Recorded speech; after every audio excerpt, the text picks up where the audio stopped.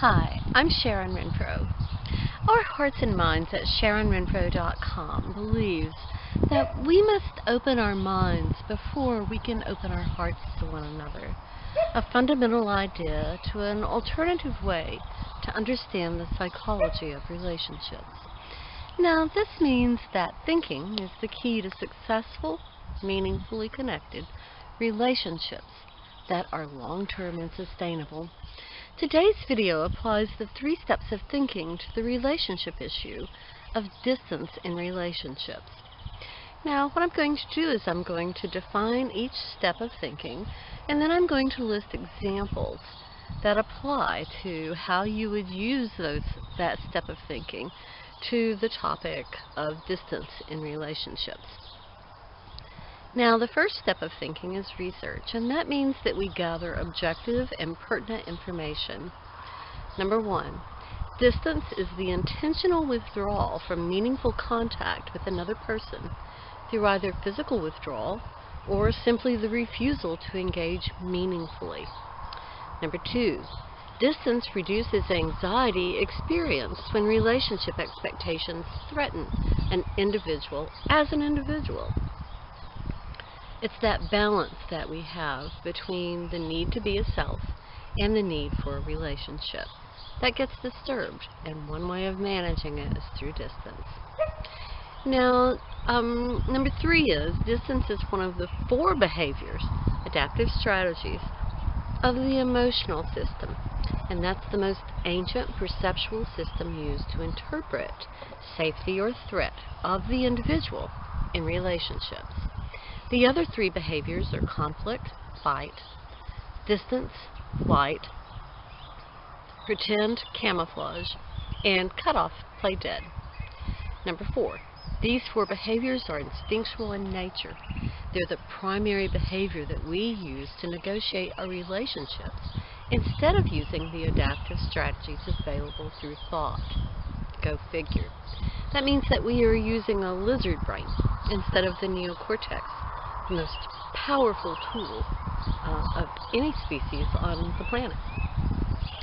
The second step of thinking is reason, and that means that we apply the information gathered to reach a deep understanding, and we do that by using logic. We piece the pieces of the puzzle together until we come up with an understanding that is accurate. Number 1, people who use distance can't tolerate the anxiety caused by closeness, the expectations of closeness. Number 2, distance reduces the anxiety but restricts the possibilities in the relationship. I want to go back just a minute because I want to say something extra. I said that people who use distance cannot tolerate the anxiety caused by closeness. Now, that includes maybe the expectations of their relationship partner, but it includes the perception, their perception of the expectations of closeness by the relationship partner.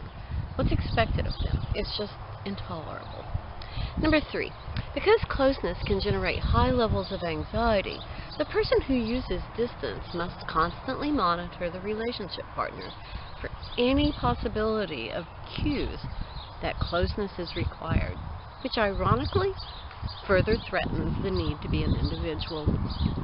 Distance, like all 4 emotionally reactive behaviors, solves a short-term problem only to create a long-term problem due to the unresolved issues that have just not been addressed.